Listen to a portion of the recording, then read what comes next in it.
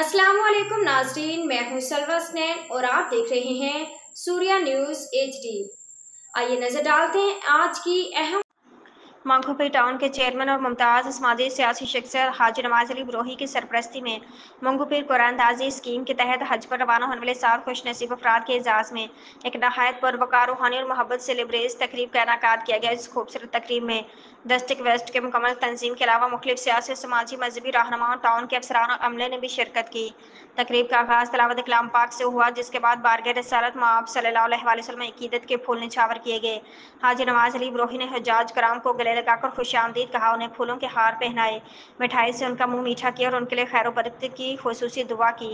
इस मौके पर उन्होंने कहा कि ये तमाम अफराद अल्लाह ताला के मेहमान हैं और जो मंगोपीर टाउन के लिए उनकी खिदमात हैं वो मेरे लिए एजाज़ से कम नहीं। मंगोपीर के आवाम की खुशी और राहत मेरी तरजीह रही है और रहेगी। मुझे खुशी के कुरानदाजी के जरिए मुंतखब होने वाले ये 7 अफराद न सिर्फ हमारे इलाके का फख्र है बल्कि मंगोपीर टाउन की नुमाइंदगी करते हुए हज के अजीम फरीज़े की अदायगी के लिए रवाना हो रहे हैं।